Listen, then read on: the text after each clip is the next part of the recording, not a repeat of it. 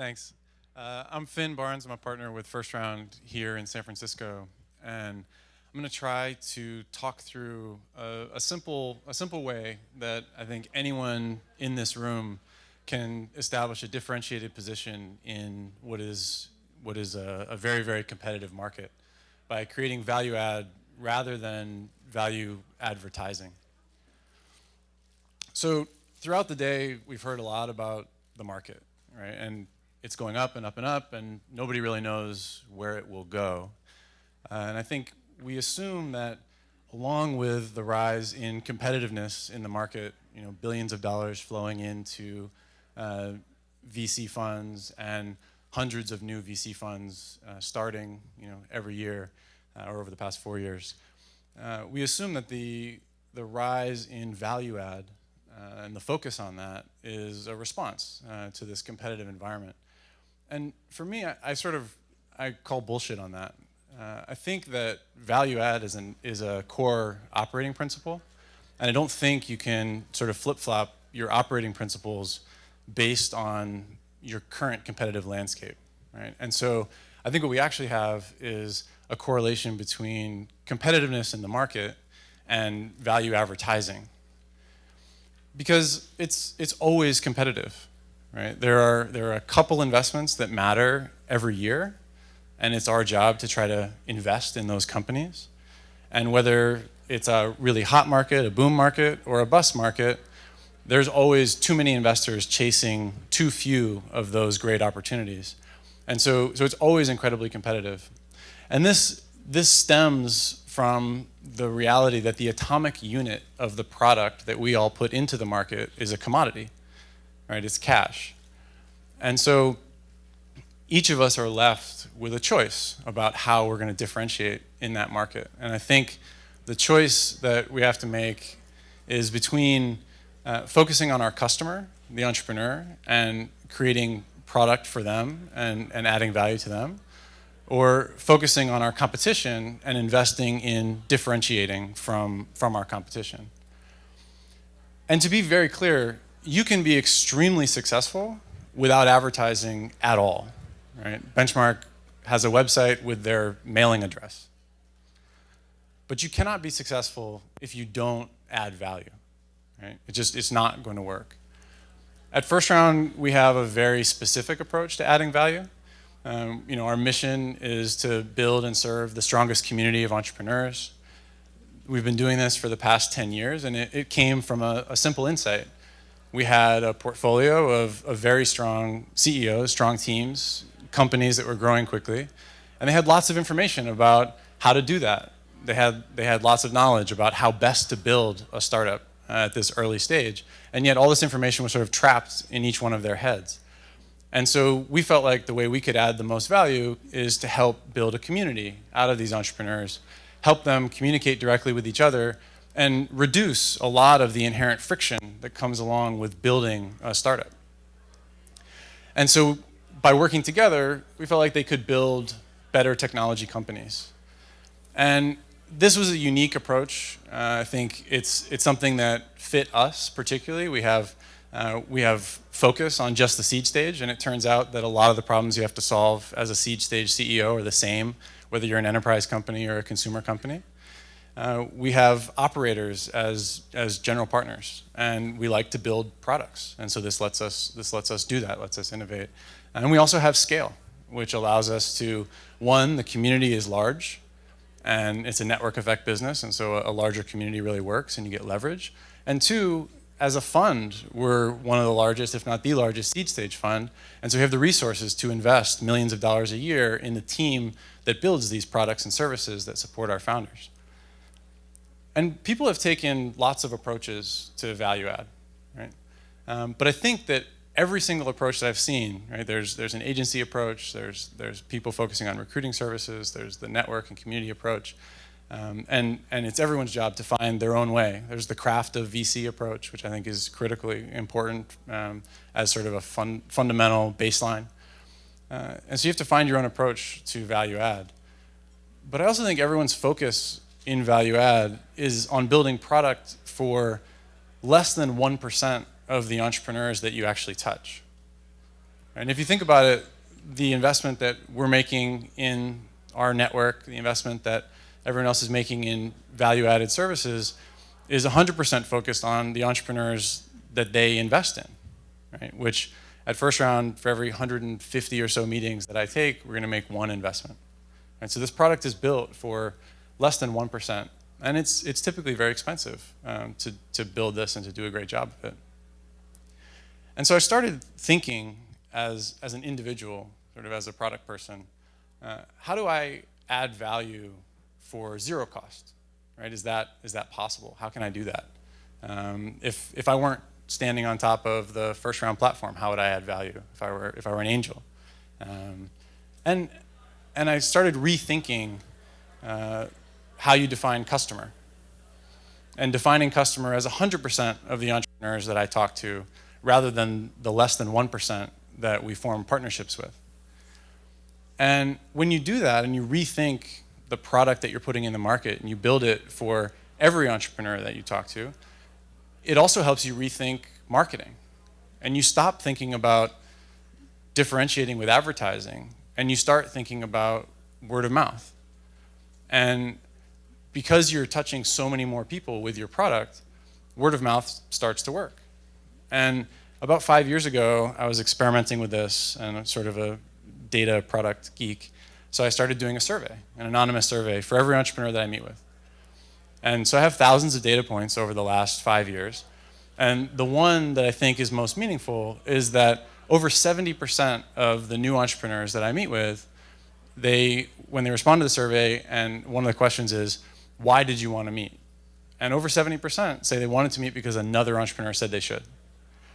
And I think that reflects sort of putting a different type of product into the market. And it's something that anyone can do. It doesn't cost anything. But it does require thinking in a new way.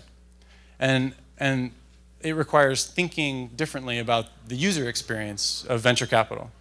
Right? So the user is the entrepreneur. What is the experience that they get? So I want to walk through the customer journey. Some of this is personally my story. Some of this is what I see our founders go through. So when I started my first company, I felt like I was a pretty special snowflake. Right? I had this idea.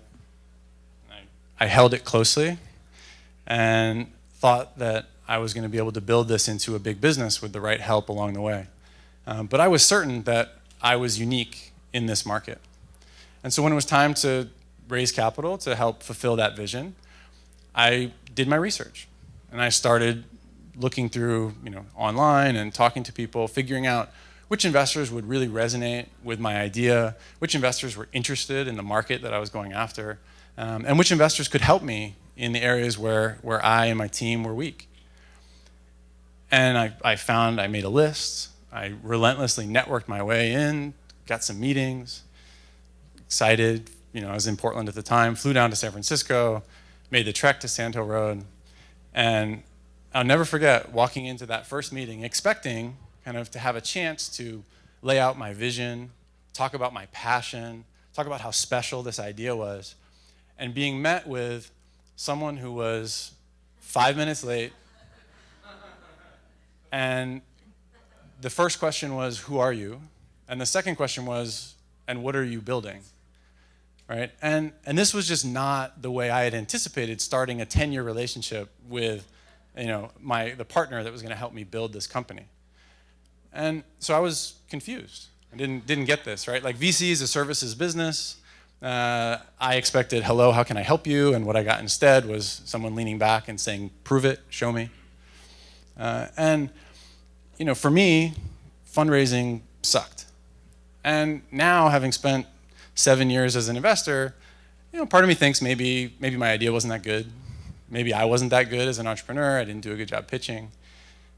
Could be, and those things might be true. But I've also talked to a bunch of entrepreneurs now and spent a lot of time with some founders who I know are great and whose ideas and businesses I know are phenomenal. And fundraising sucks for them too. Right? So I don't think it was me. And this problem kept kind of eating at me.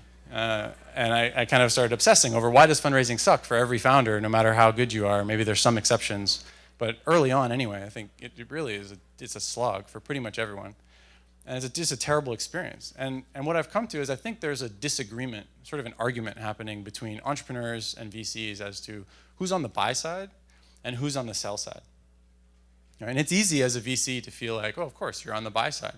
Like you buy equity with money, like you're on the buy side. You see 150 companies and you choose to engage with one. But that's not really what's happening, right? Going back to those companies that matter.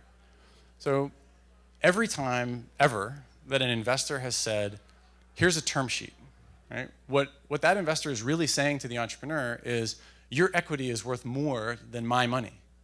And then you're doing everything you can to sell them on the idea that they should take your money. And so I think the VCs are very clearly on the sell side, right? We're on the sell side of this equation.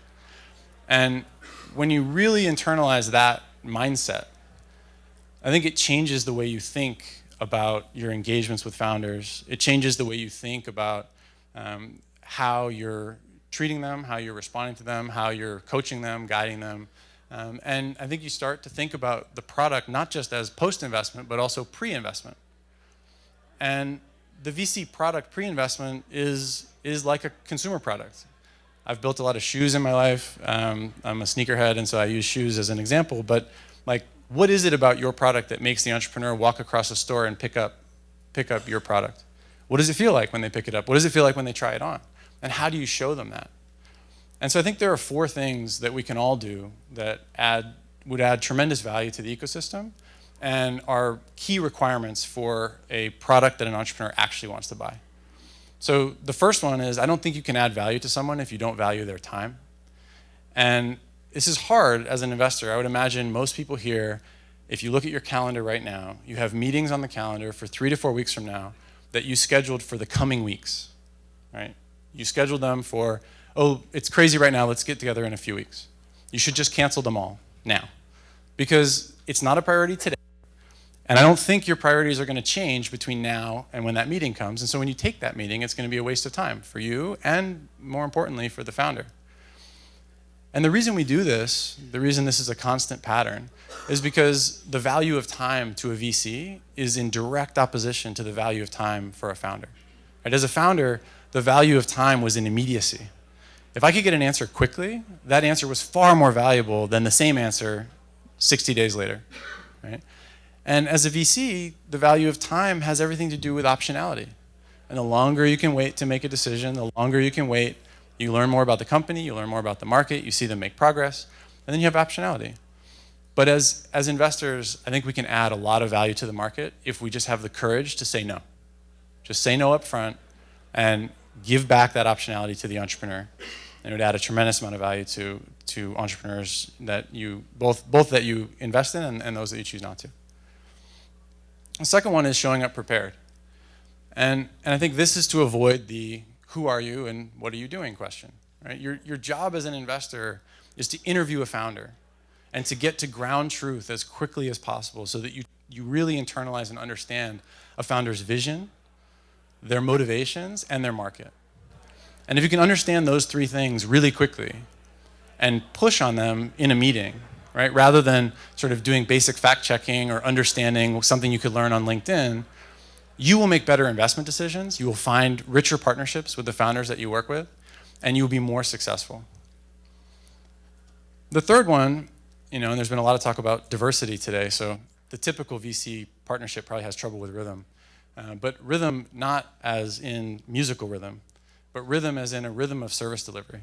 Right? So setting expectations, letting people know what the process is, when they're going to hear from you, what that's going to look like. Is that going to be more questions or is that going to be an answer? Being very clear and then living up to those expectations throughout the process adds a tremendous amount of value to the founder. And it also lets them know how you work. And it helps them make the choice. If you want to work with them, it helps them know that they can count on you. So it adds value to them and their process, and it adds value to you because it helps you win competitive investments. And then the fourth one is having a soul. Right? And for this one, again, the personal story, I was building this company and I went to talk to VCs and I was nervous. Right? I was scared. But I wasn't scared because I thought they were going to ask me a question I didn't know the answer to. I wasn't scared because I was worried they were going to press me on some detail of my product roadmap and I'd have the wrong answer. And I certainly wasn't scared because I was in a place where I wasn't going to be able to sort of impress them with my passion and the capability of the team. The reason I was nervous is because I had built up each meeting with a VC as the meeting that could potentially make my company, right? And so I walked into those meetings emotionally in that place. Like, if I do well in this meeting, it will make the company. And the VCs walked in and it's like, well, here's my 130. And that disconnect made it almost impossible to figure out whether I wanted to work with that investor or not. Right? So after looking at the VC product that we're working to put in the market and that others are looking to put in the market, I think there's an opportunity to add value for $0. Right? And so then I started seeing, like, oh, has the market validated this opportunity? Is there some data set beyond my own sort of instinct that this is true? And it turns out that there is. Right? So this was a survey from 2 years ago. I don't know if they've run it since, and I don't think the answers would be any different. But basically what you have here is entrepreneurs telling us that what they're really looking for is someone who's entrepreneur-friendly and trustworthy. And so if you think about trying to differentiate yourself in a market where all you have to do to be different is be honest and friendly, like, as long as you're smart enough so when you speak, toys don't fall out of your mouth, you should be able to be in the top 20%, right? This should be easy. And so no matter what the market is, the good news is if you can differentiate a little bit, startups need money, and you'll get meetings, they'll come talk to you. I think the bad news is startups don't need your money, and so you have to remember that. You're on the sell side. And so when you think about differentiating in the market, and you think about adding value, my view is embracing the sell side is the absolute best thing that you can do. And if you focus on serving your customer, on treating them right, if we could all do that, collectively, I think VCs would do a much, much better job adding value to the startup ecosystem. Thanks.